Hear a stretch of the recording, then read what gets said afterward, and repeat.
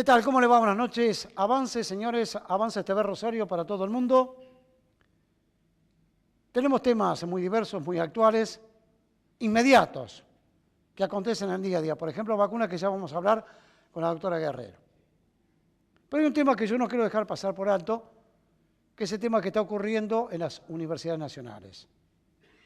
Aquel que no le interesa la educación, sea primaria, elemental, secundaria, universitaria o terciaria, no le interesa el país, no le interesa nuestro futuro.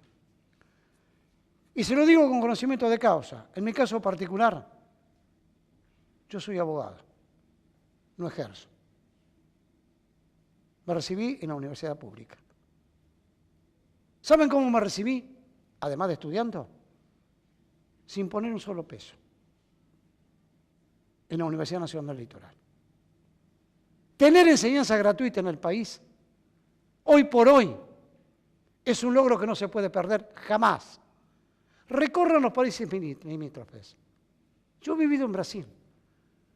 Las llamadas universidades federales no son tan gratuitas. Me sentí una excelencia en eso. Sí, todo lo que fuera. ¿Saben lo que ocurre hoy en algunos países limítrofes? La escuela pública no te acredita para seguir, salvo que termines la antesala anterior, la secundaria, en escuelas privadas. Es doloroso eso. Hay una discontinuidad en la educación. Por eso reivindico la lucha pacífica que hacemos todos, de una u otra manera, docentes nucleados en la CONADU, como que se llame, y en las instituciones gremiales que representan a los no docentes. Hay que preservar esto. Es nuestro. Es educación pública gratuita, que hoy al hijo del trabajador, al hijo del empresario, al hijo del comerciante, inclusive al desempleado, al trabajador informal, se lo educa, se lo forma y se le da un título. Y es muy doloroso también, hoy por hoy, que nuestros hijos, hijas que estudian, que tienen un título en sus manos, se quieran ir al exterior porque no hay futuro en el país. Encima las vacunas. Doctora Guerrero, ¿cómo le va? Buenas noches. Buenas noches. ¿Cómo anda usted? ¿Bien? Muy bien, muy bien. Usted es la coordinadora del sistema de vacunación. Vamos a hacerlo cortito porque es largo, pero tiene que ver con las vacunas en la zona sur de la provincia del Ministerio de Salud. Démele mis respetos y cariño a Andrea Uboldi, que la queremos mucho nosotros. Y que ha sido la creadora de todo este programa. De todo este programa. Por supuesto que sí, ella es la... Bueno, ¿qué pasa? ¿Faltan vacunas hoy por hoy? Desgraciadamente tengo que decir que sí. ¿Cuáles son las vacunas que faltan hoy por hoy? Nosotros tenemos, diríamos, en nuestro calendario nacional de vacunas, tenemos 20 vacunas. ¿Obligatorias? Obligatorias y gratuitas. ¿De qué edad hasta qué edad? Desde que nace hasta prácticamente el adulto, estamos teniendo un esquema de vacunación dentro de un determinado calendario. ¿Por qué obligatorias? A ver, cuéntame. Las vacunas son obligatorias porque en realidad es una responsabilidad de cada poblador, de cada individuo de una población, vacunarse para protegerse contra las enfermedades, que estas vacunas le van a dar protección y porque de alguna manera protege al otro. Ajá. O sea, el estar protegido y no enfermarme, de alguna manera estoy protegiendo a quien está al lado mío. Por eso las vacunas son la verdadera prevención primaria, evitan que una enfermedad se produzca. Por eso ustedes dicen, gripe A, por ejemplo, que se vacune el nene y que se vacunen los papás. Y que se vacunen, porque o cuando nosotros tenemos a alguien inmunodeficiente que puede sufrir graves consecuencias con una enfermedad, vacunamos también a los contactos de esa persona para que no se enfermen y no le transmitan la Dígame enfermedad. una cosa, vamos a hablar en términos generales porque yo voy a particularizar. Cuando falta una vacuna, ¿con qué se suple? No, desgraciadamente cuando no tenemos la vacuna caemos en la inequidad de quien la puede comprar. porque las vacunas son gratuitas siempre y cuando el Estado pueda proveerlas. En el sistema de salud pública. En el sistema de salud pública. Son gratuitas. Si no, Claro. tenés que ir a la farmacia, abre 5.000, Si no, tiene que ir a 4.000 comprarlas y ahí empieza la inequidad en salud. Claro. Dígame, meningitis, ¿falta o no falta? Sí, nosotros hemos tenido un año, la verdad, con una entrega muy atípica de vacunas, que ha tenido un faltante de algunos meses incluso, y hace muy poco hemos recibido una cantidad muy inferior a la cantidad necesaria para la población que está contemplada en nuestro calendario, que son los niños de 3, 5 meses, 15 meses y 11 años. Un comunicado que surge del Ministerio de Salud de la Nación, incluso hoy llegó, y en donde se han reunido con expertos en vacunas de la OPS, Organización Panamericana de la Salud, y también de la Dirección Nacional del Control de Enfermedades Inmunoprevenibles, y se decidió proteger, dado que hay una dificultad en la entrega y compra de este insumo. ¿Que los laboratorios internacionales no entregan o no compran? Desconocemos realmente las verdaderas razones. Yo sé que la doctora Boldi ha tenido infinidad de reclamos respecto a este tema. Totalmente. Y un día le responde una cosa, otro día le responden otra, que mañana va el camión con la trazabilidad. Personalmente, en la última reunión que se celebró en Buenos Aires, fue la misma ministra a reclamar este insumo y no quiso que ningún jefe del programa lo haga, sino ella personalmente. Y reclamó lo que la población viene reclamando, que es la falta de la vacuna y que muchos niños durante 2 o 3 meses no pudieron recibirla directamente. ¿Usted me deja decir algo como periodista? ¿Sí? Yo sospecho que esto es fruto del brutal ajuste, sospecho. ¿Sí? Hasta tanto me digan lo contrario. Entonces, falta esa vacuna. La vacuna en este momento está en cantidades inferiores, insisto, a lo que la población necesitaría si cumpliríamos con todos los grupos etarios. Entonces se decide que el grupo etario de 11 años se deje de vacunar por un tiempo. No sabemos por cuánto tiempo. ¿Y qué puede pasar si no se vacuna? Este grupo etario en realidad, desde el punto de vista epidemiológico, no padece la enfermedad como sí lo hacen los menores de 2 años. Esto a mí me gustaría aclararlo bien. ¿No han aparecido casos? Claro, son menos. O sea, si bien hubo casos y los hay, epidemiológicamente no es la población más afectada. Son los menores de 2 años de la población de mayor riesgo de esta enfermedad. En realidad, la idea de que este grupo etario pertenezca al calendario es para disminuir la fuente de contagio. O sea, son portadores del germen y pueden entrar en contacto con el grupo de mayor riesgo. Esto hace que, bueno, de alguna manera se proteja a la población de mayor riesgo, fundamentalmente los menores de 1 año, dado la escasez del insumo, insisto. ¿Es la primera que ocurre esto en los últimos años? Sí, nosotros esta vacuna está en nuestro calendario desde el 1 de enero del 2017. El año pasado no tuvimos problemas, la vacuna iba llegando en tiempo y forma. Este año fue muy regular la entrega. Antes de esta última entrega, que fue la semana pasada, durante 3 meses no tuvimos vacuna Menveo. ¿Alguna otra vacuna que esté faltante hoy por hoy? Y en general todas llegan en menor cantidad de las que nosotros necesitaríamos. Claro, van llegando en cantidades inferiores a las que necesitaríamos. ¿Gripe A? ¿Ustedes vacunaron bien toda la población que correspondía? Triple viral, sí. Sí. En ese sentido no tuvimos... gripe A, perdón, le entendí mal. Sí, con gripe no tuvimos inconveniente, lo recibimos en el mes de abril y en este momento contamos con el insumo. ¿Y esas vacunas estacionales, como por ejemplo fiebre amarilla, que para viajar a países limítrofes? Sí, tampoco hubo dificultad. Sí hemos tenido con Neumo 13, por ejemplo, que es una vacuna que se está implementando en mayores de 65 años y vamos recibiendo, pero insisto, la vamos recibiendo en cantidades inferiores y sucesivamente. Por eso, lo que usted bien decía, nuestra ministra ha estado permanentemente reclamando esto para que se subsane de alguna manera la falta de este insumo. ¿Qué pasa con el sarampión, doctora?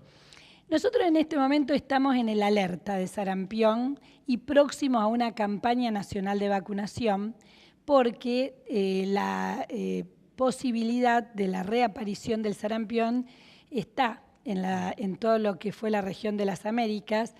a pesar de que en el 2016 había sido eliminada esta enfermedad, hubo una reintroducción, dado que algunos países, por también motivos que desconocemos, han dejado de vacunar y están reportando en el año 2017 y en lo que va del 2018, como por ejemplo Venezuela, tiene ya aproximadamente 900 casos, Brasil, por ser país vecino, y nosotros por la población migra, viaja permanentemente, va a zonas donde hay circulación endémica y lo ha reintroducido a nuestro país.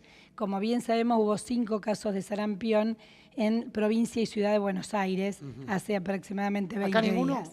En la provincia de Santa Fe, por suerte, todavía no, pero eso nos obliga a estar en alerta.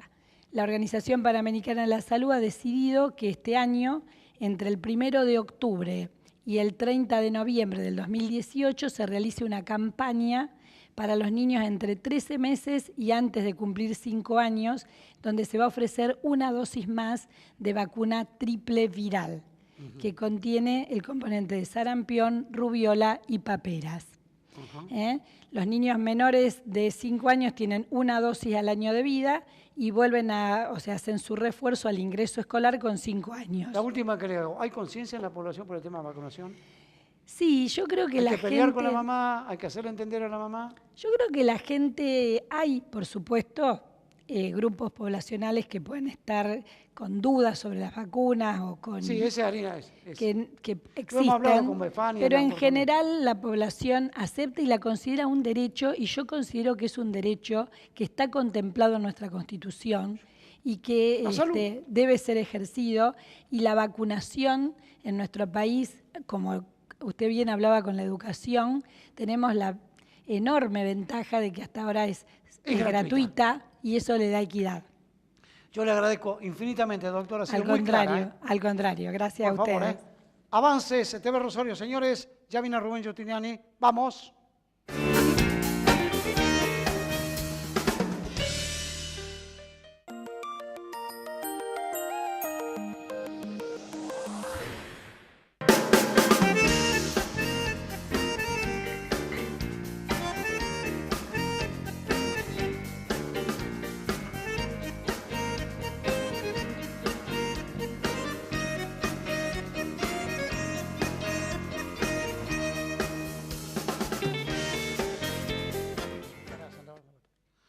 Bueno, ¿qué tal, Rubén? ¿Cómo le va? ¿Qué dice usted? Alberto, gracias por la invitación. Un gusto estar acá. Cuando venís contigo hacemos catarsis. No, sí. no, siempre hacemos catarsis respecto a los temas que nos tocan, ¿no? Claro. Sí, los temas que nos tocan. Yo te digo, catarsis periodística en última instancia, porque brotamos con temas que son actuales permanentemente, inseguridad, tarifazo, brutal ajuste, todo completito. Primera pregunta que generalmente te la hago al final. Decime, ¿cómo ves hoy la provincia? No alejada del contexto nacional. ¿Cómo ves Rosario hoy? No alejada ni mucho menos, porque bueno, ahora está esta noticia del recorte que tenemos de lo que era el Fondo Sojero, y eso va a ser un golpe sobre la provincia de los municipios, y por lo tanto, en un contexto de recesión, de una sequía que golpeó en algunos lugares de la provincia de Santa Fe, estamos complicados. Nosotros le dijimos al gobernador, al ingeniero Miguel Lifchi, cuando firmó el consenso fiscal, que era una equivocación. El argumento en ese momento, no sé si recuerda Alberto, del ministro Saglione fue que se firmaba el consenso fiscal por 2 cuestiones fundamentales. La primera, porque si no firmaban el consenso fiscal no iban a cobrar el Fondo Sojero, cosa que ahora ya no se cobra más. Y la segunda era que se ponía una fecha al cobro de lo que adeudaba la Nación por el fallo de la Corte Suprema de Justicia de la Nación. Y nunca lo cumplió la Nación tampoco. Es decir, que nos alineamos con una política de ajuste, de recesión del gobierno nacional, a cambio ahora de más recorte todavía. Por eso creo que fue un error. Le podíamos haber dicho al país que acá se gobierna de otra manera, podíamos no haber acompañado esta política de tarifazos, de aumentos permanentes por encima de la inflación y de los incrementos salariales. Lo que está produciéndose con la nafta es muy grave. Es gravísimo. Eso repercute en los precios populares. Que acá decimos que las cosas están muy mal, que le va muy mal a los jubilados, a los pensionados, que le va muy mal a los trabajadores de ingresos fijos y a las familias de clase media que no ven cómo llegar a fin de mes, que cuesta mucho pagar las facturas hoy de gas, de electricidad, de agua, y que por otro lado hay gente que gana mucho dinero, muchísimo dinero. Las petroleras, los bancos, son verdaderamente las grandes exportadoras. Con el dólar, Rubén, los que especulan con el dólar. A ver si alguno de los CEOs del gobierno desconoce que en diciembre el dólar estaba a 20 y hoy está a 32. Así es, así es. No, es eso es dólar recontra futuro. Claro, no, es un esquema de especulación financiera. Tenemos las tasas de interés por arriba del 40%, no hay actividad productiva que aguante. Por eso la situación es de bastante preocupación. La provincia no está afuera de un contexto nacional que es muy preocupante. Yo tengo presente que ustedes como oposición, junto con otros agrupamientos políticos opositores en la legislatura, llámese peronismo, etcétera, etcétera, ¿sí? Han presentado oportunamente, lo hemos dicho más de una oportunidad, Rubén, proyectos para menguar, para retrotraer tarifas, pero no pasa absolutamente nada. Es inútil que te pregunte qué pasa, Rubén.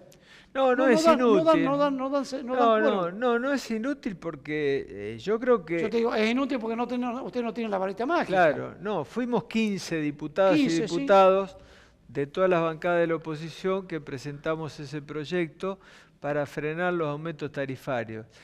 Creo que hizo que por lo menos no viniera ese esquema de prácticamente aumento mes por mes que venía, que la descarga del gobierno nacional sobre el mayorista y ahora que esos porcentajes se vuelcan sobre los usuarios de manera salvaje, yo creo que hay una manera que va a tener que ser de frenarse todo esto, porque esto ya conspira contra dos cuestiones que son elementales. Cada tarifazo, primero, le quita poder adquisitivo a la gente y hoy esto ya se está viendo en una retracción del consumo, incluso en los alimentos. Uno dice, ¿pero cómo? ¿La gente compra menos comida? Sí, la gente hoy está comprando menos comida y el informe de los supermercados así lo están Ahí está Juan Alcaraz, ya vamos a hablar del tema particularmente en la forma técnica y cómo repercute políticamente con el tema de los tarifazos. Ya vamos a hablar con la gente de Barrios del Pie.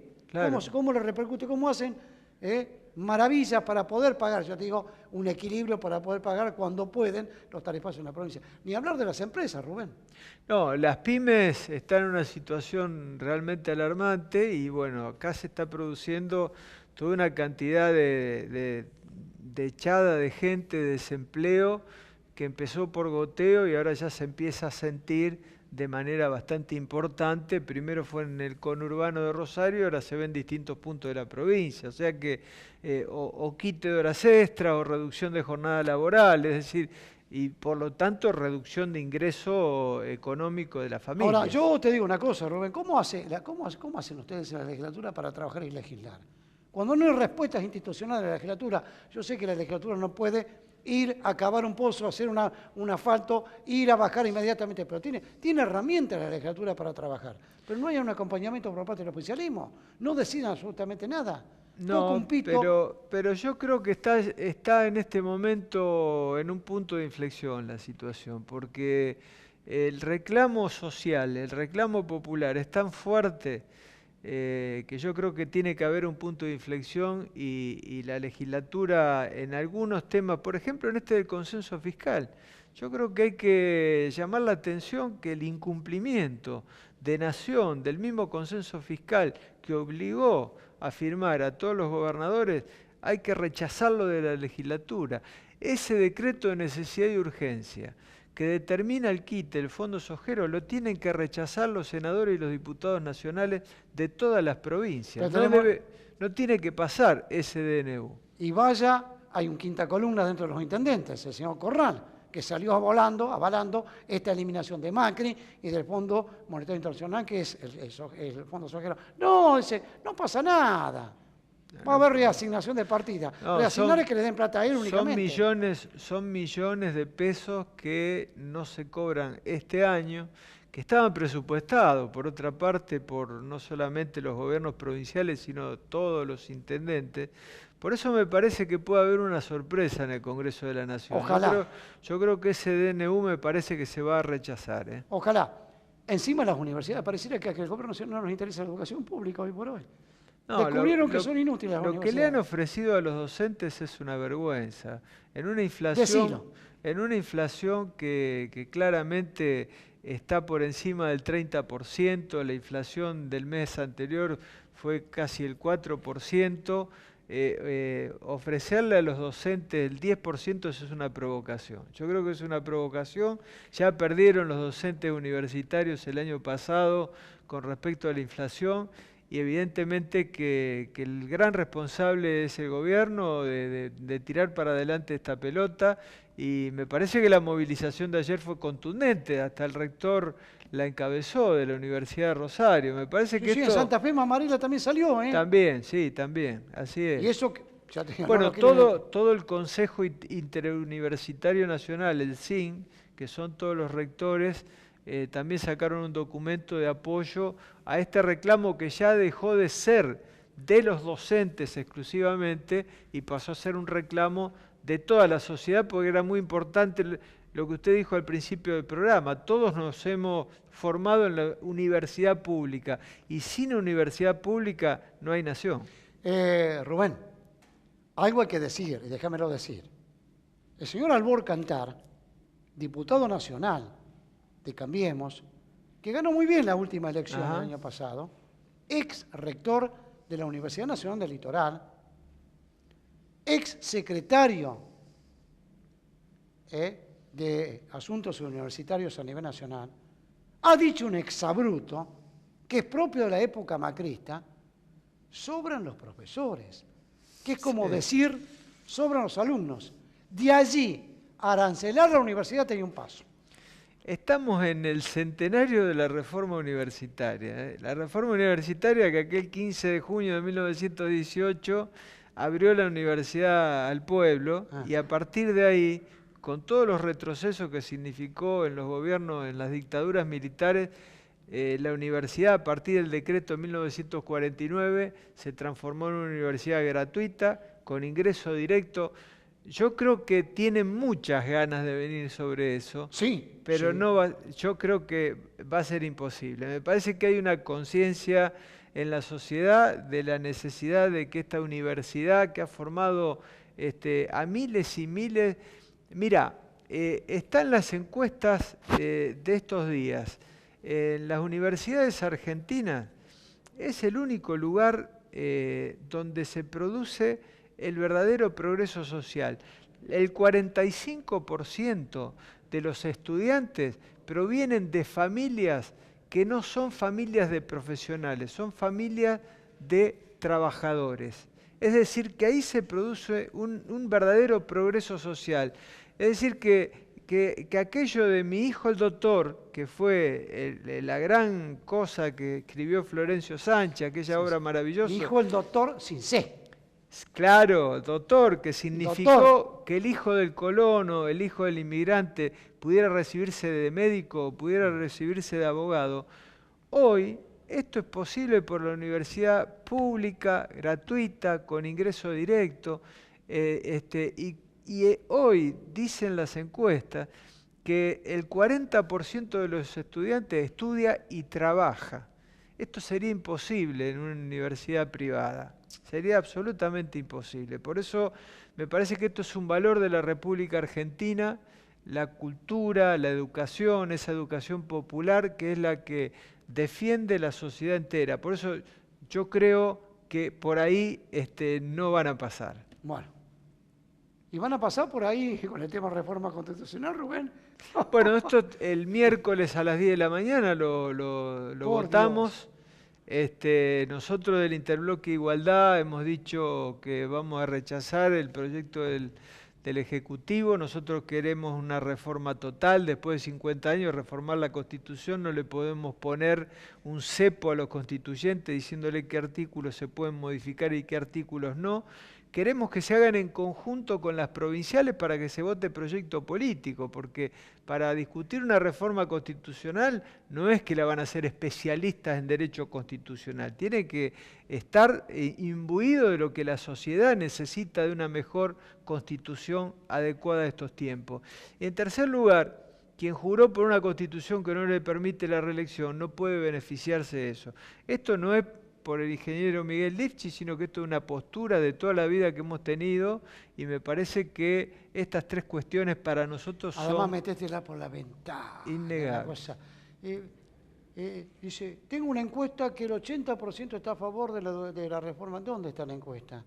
Yo no he visto... En tu caso, ¿sí? Vos sos oriundo de acá de la ciudad. ¿Vos viste alguna manifestación alguna vez frente a la legislatura pidiendo, clamando por la reforma constitucional? No. Yo creo que igual la reforma en algún momento habrá que hacerla. Sí. Me parece que se han Hay equivocado institutos. y hay que hacerla de consenso, hay que buscar la manera de no quedar siempre atrapados en la provincia de Santa Fe, que no podemos, porque después de la reforma del 94 queda como una deuda pendiente. La deuda pendiente está, alguna vez hay que abordarla. Santa Fe estamos atrasados en muchas cuestiones. No tenemos ley provincial de educación todavía. Lo hemos hablado tantas oportunidades. Nosotros hicimos la campaña electoral planteando que era una vergüenza que todavía no tengamos una ley provincial. Estamos hablando de educación. Educación.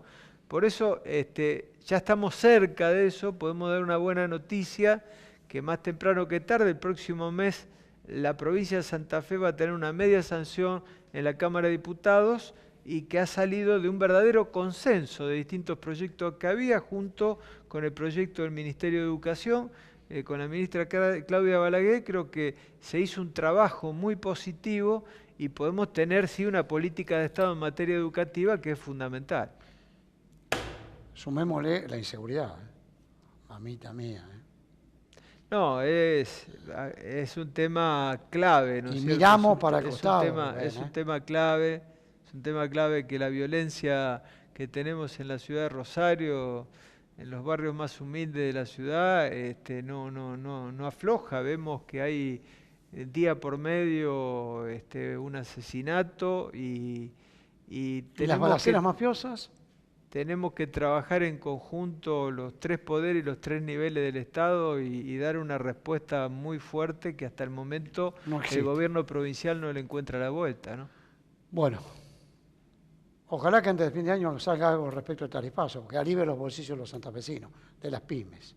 Ojalá. Bueno, tenemos una media sanción del marco regulatorio de los servicios públicos que garantiza entes de control, audiencias públicas vinculantes y tarifa justa y razonable. Espero que el Senado pueda hacer ley ese proyecto de mi autoría que ya tuvo media sanción por unanimidad en la Cámara de Diputados. Muchas gracias, Rubén. No, un gusto, gracias. Rubén Giustiniani, señores, Igualdad y Participación. Ya viene Juan Alcaraz, ya viene Gabriel Báez, ¿sí? Vamos a hablar de lo que impacta hoy por hoy. Por un lado, tarifazo. Por otro lado, la reciente reunión que han tenido a nivel municipal aquí en Rosario, los movimientos sociales. Avanza, señores. Avanza TVR.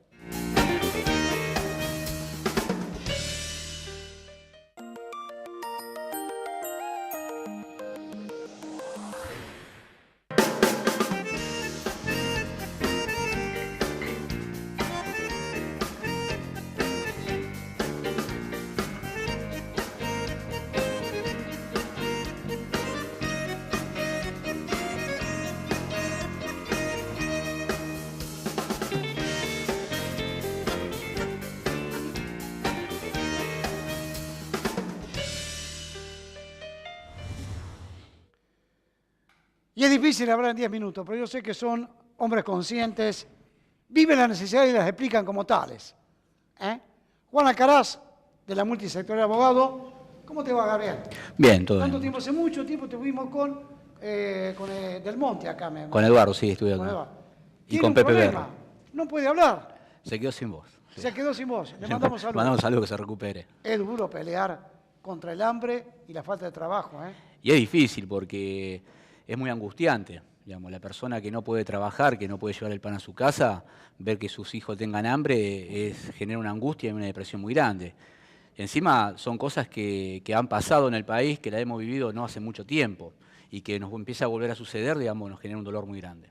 Decime, ¿y en la reunión con FEI?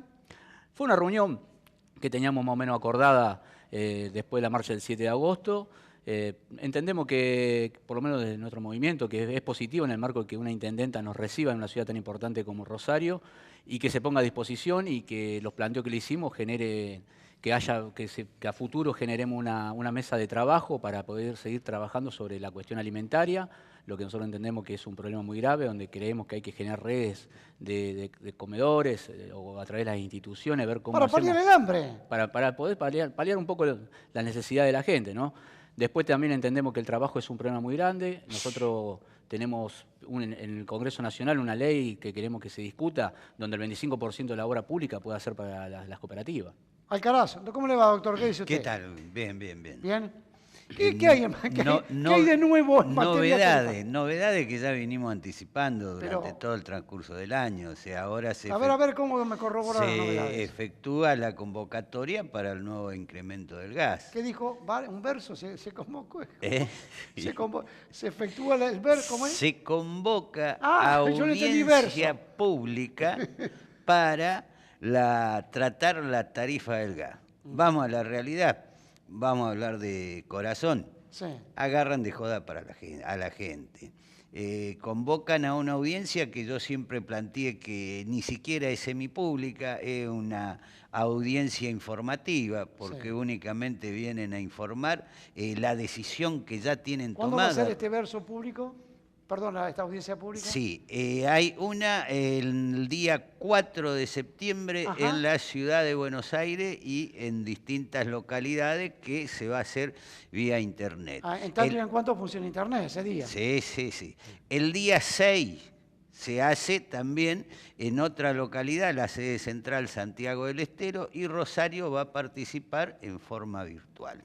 Ahora, lo curioso de esto es lo siguiente.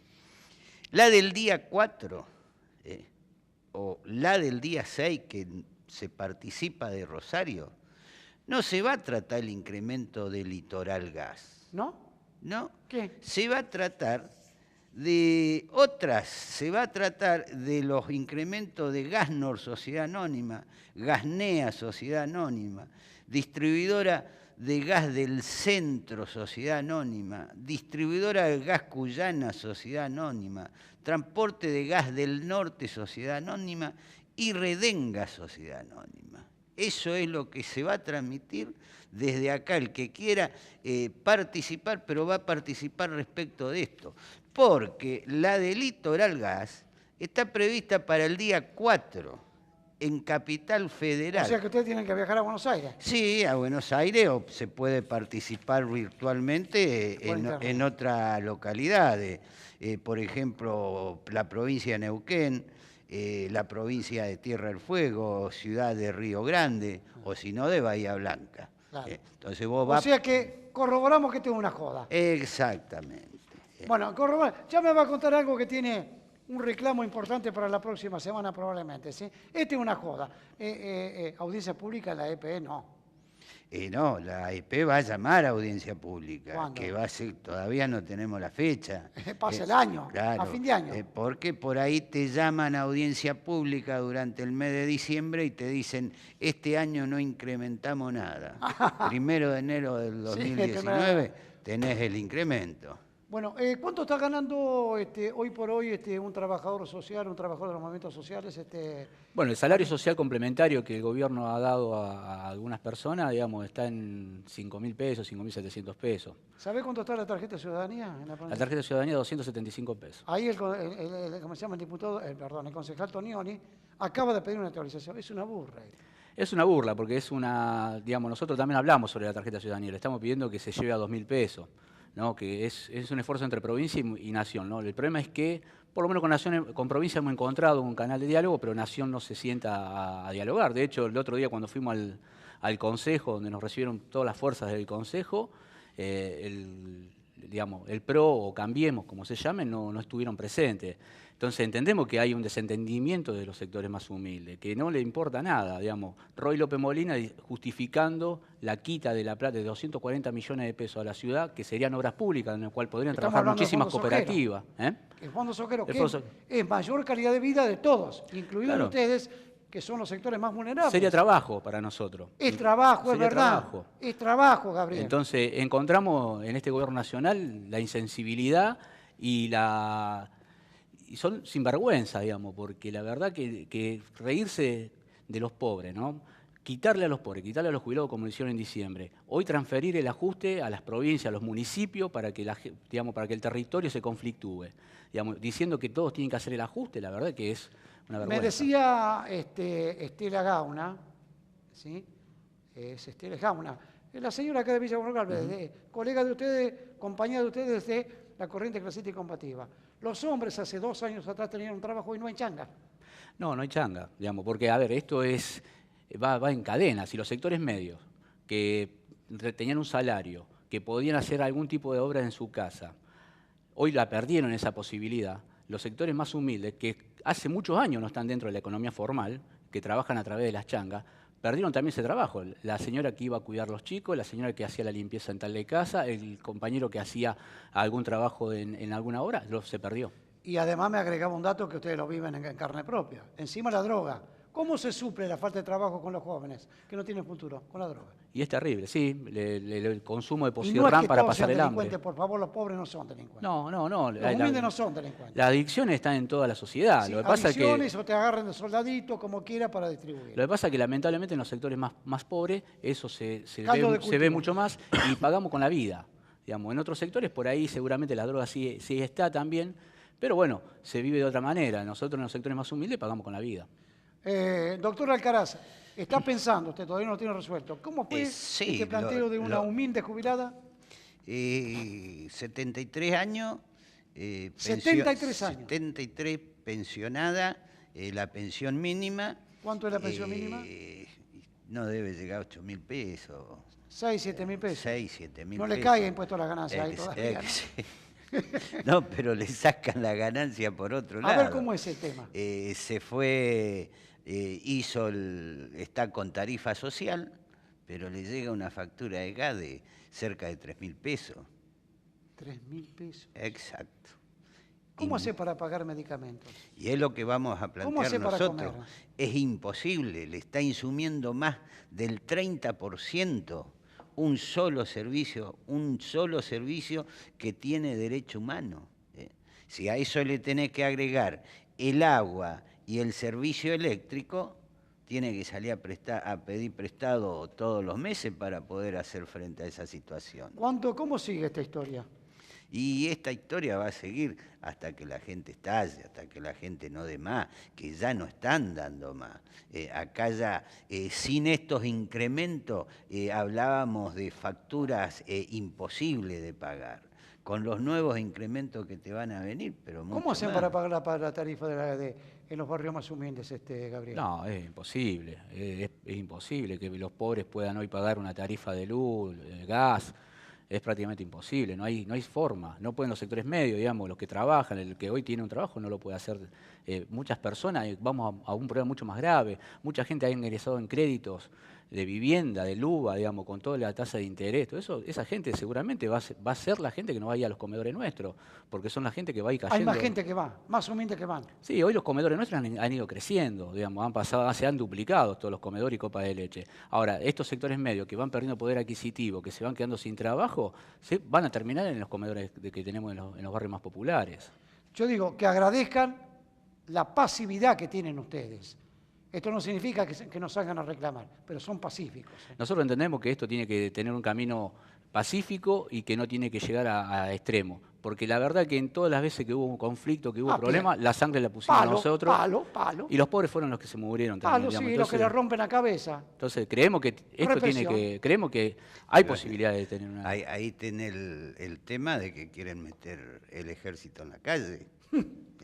¿Para qué? No tenés Está en la calle. Claro. pero no tenés otra finalidad, no es finalidad de impartir justicia para nada. Nosotros lo hemos visto con mi compañero, socio y amigo en la ruta. Gendarmería Nacional cuando se ha puesto en la ruta, en la autopista Santa Fe Rosario. ¿Usted cree que controlan algo delictivo? Te controlan la cara. Te controlan la documentación, a ver si es trucha o no. Están para causar impresión a la gente. No, te controlan la hipotética protesta social. Discúlpame, en los sectores norte de las provincias paran los colectivos de larga distancia y suben con arma larga a caminar dentro de la unidad, dentro del colectivo. Nada de pedir documento, nada. A exhibir el poderío que tiene. El brutal ajuste, y ustedes lo saben, de una manera u otra. Hambre, recesión, despidos, tarifazos. ¿Y por qué no represión? Lo dijiste bien, Gabriel. Cuando hubo una protesta cuasi violenta, ¿quiénes recibieron los palos? Los más humildes. Es un proyecto político de este gobierno, no hay errores. Les agradezco infinitamente. No, por favor. Gracias a vos. Ya está, Cristian Nieto. Ya vamos a hablar, completar el panorama económico. Ya vamos bien por adentro. Y en serio, no de una óptica liberal. Avance, señores. Avance TV Rosario.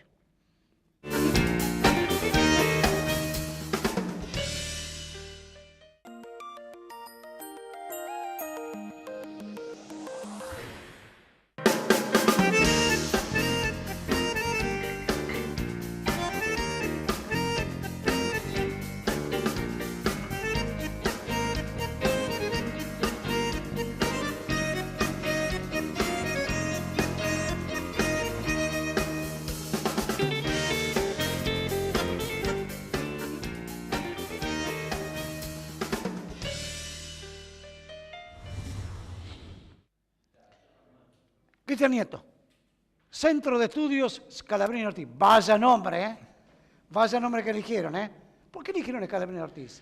Principalmente por la representación política y popular. Política y popular, y el caso también de esa famosa frase que tiene Scalabrini Ortiz, que es: la economía, si vos no entendés algo de economía, preguntalo otra vez y que te lo expliquen mejor. Si no preguntale al bolsillo. No, pero si preguntás otra vez y no entendés, es porque te están queriendo robar. Entonces tratamos de un poco de... Es buena esa, Es una frase de Scalabrini Ortiz, tratamos de nosotros, por lo menos, el centro de estudio, tratar de acercar un poco Vamos a ver más. lo que nos roban en los bolsillos. Sí. Decime una cosa, explícame en términos comunes. ¿Qué significa ajustar un ajuste fiscal? Así, dame una frase. Cuando dice el ajuste fiscal, porque el fondo, porque esto, que de aquí de allá, pues nos están metiendo la mano. Con el ajuste fiscal nos meten la mano en el bolsillo nosotros. Sí, en realidad el ajuste fiscal es menos Estado. O sea, más pobreza.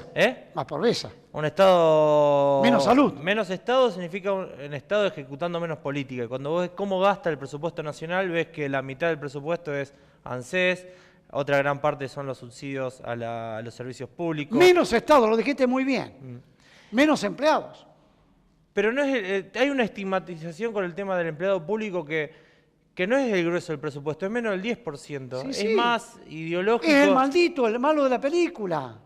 Para esta gente, ¿no? Para que no gobierne. Es darle cara o materializar, en realidad la visión liberal está en contra del Estado, entonces es personificar. Pero les gusta vivir del Estado, con la obra pública, porque este tema que nosotros vivimos ahora, pareciera que la corrupción nos ha descubierto ahora, pero tenemos que remontar a 15, 20, 30 años atrás, que eran los corruptos iniciales en aquella oportunidad, y se van a caer de espalda más de uno. El tema que la actual dirigencia política que hoy conduce el Estado Nacional ha sido un empresariado que ha hecho su fortuna básicamente a convivencia con el Estado, permeable a los intereses de ellos, con negocios de ida y vuelta, y se ha acostumbrado a amasar grandes negocios y fortuna en base a eso. Recordemos cuando en la década de 70 se estatizó la deuda privada, entre ellas la de Macri. Recordemos que la familia Macri le debe 30.000 millones de pesos por el mal uso de la concesión del correo, que no la quiere pagar. ¿Vale? Vaya si se quieren valer de los dineros del Estado. En la dictadura surge el famoso nombre de lo que es la patria contratista. Y uno de los grandes empresarios era Franco Macri, con el grupo Sogma, que pasó de tener un holding de 7 empresas a tener 47 cuando termine la dictadura, y además en el 82 Cavallo, que también estaba en el Banco Central en ese momento, le nacionaliza las deudas que estaban tomadas en dólares, eran empresas que debían dólares afuera. El Estado dijo, no se preocupen con los seguros de cambio, yo me hago cargo. Bueno, vos tenés un par de cuadritos que lamentablemente el apuro, digamos, estabas en una reunión en tu propio centro, pero creo que me lo explique verbalmente. Decime, producto de lo que estamos viviendo hoy por hoy, este brutal ajuste recae en los más humildes, recae en los trabajadores. Yo me considero un trabajador. Vos también te consideras un trabajador, ¿sí? Trabajador pensante. Hace 2 años atrás, ¿cuánto podíamos comprar con X peso y cuánto podemos comprar hoy? Nosotros lo que hicimos en infografía, que es esta forma sencilla de ver cómo... Infografía más fotografía, sí, más detalle gráfico. Vemos 3 ingresos más representativos, en realidad 4, como el salario medio de ANSES, el salario medio de los trabajadores en blanco que aportan ANSES, de la jubilación mínima, el salario mínimo y la asignación universal por hijo. Y vimos, como teníamos la base de datos, cómo varió el famoso poder adquisitivo, que es lo que siempre el trabajador cuando... Con una economía inflacionaria. ¿Con cuánto llenás un carrito? Claro, el poder adquisitivo es cuánto podés comprar de, o sea, lo que siempre en una economía inflacionaria como la Argentina, el trabajador en base a la paritaria siempre relega pelear por algunos derechos y trata de mantener constante su poder adquisitivo. Es la posibilidad de lo que compraba con su sueldo, el changuito, la misma cantidad, mantenerla en el tiempo. Y esto se ha roto con el 2 años y medio de gobierno de Macri. Nosotros vimos que, por ejemplo, la remuneración media de los trabajadores en blanco perdió un 20% de poder adquisitivo. ¿Qué implica? Que, por ejemplo, si podía comprar café, pusimos café, pero 480 potes de café en polvo, hoy puede comprar 345, lo tenemos para un montón, para yerba, por ejemplo, 240 paquetes de yerba y hoy pueden comprar 200. Por IBE representativo, no sé, pero el aceite, 1200 aceites de 1 litro, hoy pueden comprar 626, la mitad, con el salario en pesos, de lo que como por ahí se pierde con una economía inflacionaria, con tanta variación cuando uno va al supermercado, pero vemos que pierde realmente el poder adquisitivo, pierde. Las naftas, por ahí el trabajador que tenga que está lejos de su puesto de trabajo y no tiene un colectivo o se tiene que desplazar en auto porque su familia necesita una movilidad para llevar a los hijos al colegio, de aquí para allá la familia.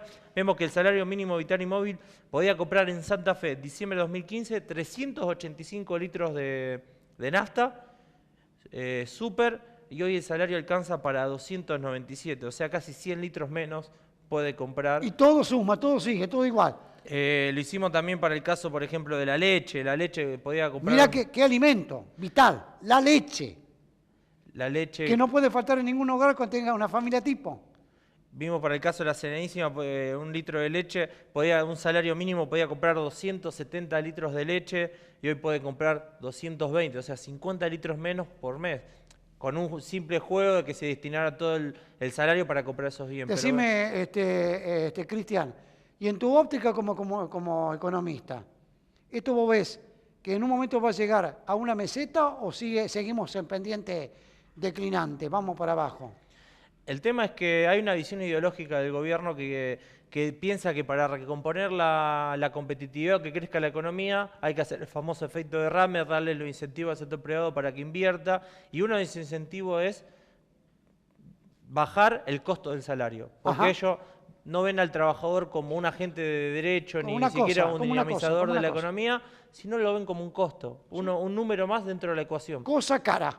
Entonces, lo ha dicho Melconian, basta que el cadete que yo tenía en mi oficina se pueda ir de vacaciones al norte de Brasil, o otro empleado mío se pueda ir a Miami. No, ellos les molesta, digamos, para que la mayoría de los trabajadores termine haciendo lo que somos del campo nacional y popular, vemos como una alegría, un derecho ganado, que un trabajador se pueda ir de vacaciones al exterior, o pueda cambiar el auto, o cambien el celular. Sí, o les molesta la mejor calidad de vida del trabajador. Porque se lo tienen que cruzar en su vida diaria. Vemos que el trabajo es un costo que lo van a querer ajustar para darle la competitividad que la economía vuelva a crecer.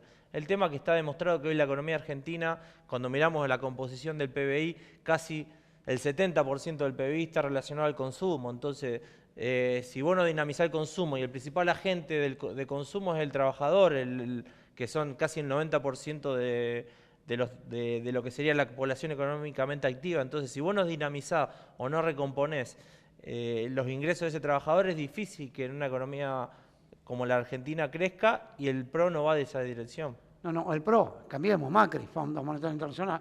Mirá, la gente de Petroquímicos, acá de Puerto General San Martín, que tuvieron un problema muy serio con Dow Dupont.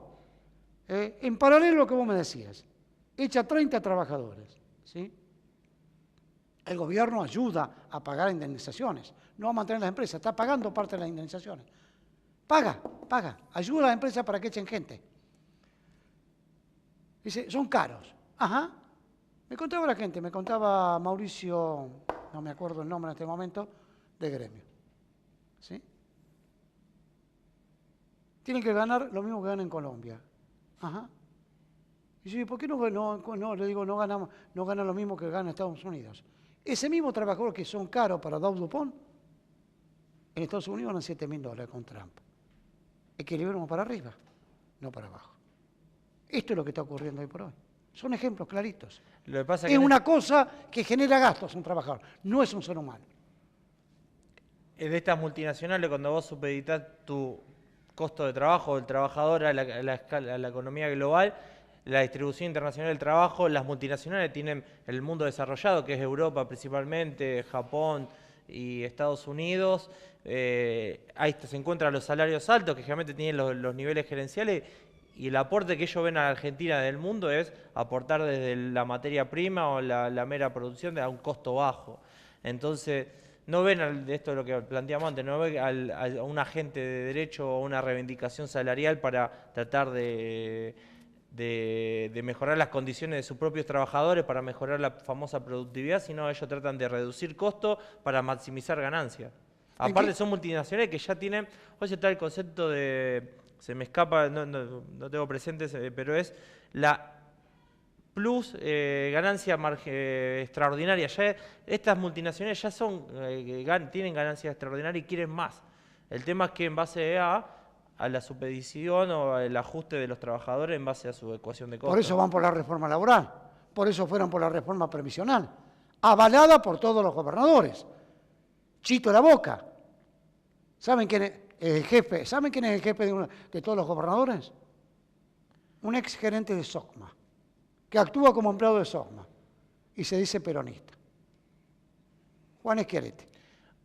Justo me das pie uno que veníamos hablando del pérdida de poder adquisitivo, el tema de los jubilados. Que estamos hablando de que el peso de ANSES es el presupuesto y hay que reducir ese famoso, como arrancamos la charla, el déficit fiscal, que modificaron en diciembre del año pasado, con toda esa conflictividad social que se dio del Congreso, modificaron la fórmula que ajusta... El coeficiente. El coeficiente de ajuste para de la abajo, jubilación. Y entonces cuando vemos que hoy, con la fórmula anterior, hoy un jubilado ganaría 9.391 pesos, y hoy, con la fórmula actual que acompañó el arco de muchos legisladores... Sí, algunos que se dicen peronistas que reivindican al trabajador y al pasivo, sí. Vemos que hoy la fórmula, la jubilación mínima es 8.637 pesos, o sea, casi 600 pesos menos por mes. Cuando vos lo anualizás, hoy ya perdieron 5.000 pesos. Y cobraron menos que en diciembre del año 2015, algunos. En términos de poder adquisitivo, sí. Con lo que estamos viendo de lo que hablábamos antes, vemos, y lo estoy, perdón por tener la jubilación, pero cuando estamos hablando del famoso pérdida de poder adquisitivo, vemos que la jubilación por lo menos alcanza hoy para comprar menos flan. Este es un detalle sí. Que justo menos flan. Menos flan. Antes los jubilados podían comprar 470 Esto viene flan. a cuento de lo que decía Bullrich en una burla. Está el nuevo pensador del campo liberal, que es Alfredo Casero, en una entrevista con Fantino, que es la famosa Quieren Flan, y que ahora se agarró el arco oficialista para ningunear, digamos, que querían los trabajadores durante el kirchnerismo hoy peleaban por flam, nada, querían algo sin sentido, no peleaban por derecho, y hoy, digamos, no tiene profundidad. Qué tonto que es el pueblo, ¿no? Qué tonto que es el pueblo, ¿no? Pelea por un flam. ¿Eh? ¿Y ahora por qué peleamos? Por mantener el trabajo, para que no te maten de hambre. Oye, lo que pasa es que no tenés descanso. No, creen que son tontos, que somos tontos. Creen que somos tontos, que peleamos por un plan. Mirá, ya para ir cerrando, yo le digo a todos, hay una famosa frasecita que es muy linda, que a todos les gusta, es armonizar, que está en una de las últimas leyes votadas por el Congreso Nacional. ANSES con la caja de jubilaciones provinciales, entre ellas la nuestra. Ojito que son jubilaciones a la baja. En Santa Fe, a Dios gracias, y de hace muchísimos años, por tener una caja de jubilaciones propias, se gana 25 o 30% más en materia jubilatoria, en materia de pasivos, salarios pasivos, que en cualquier otra provincia. Y van por eso.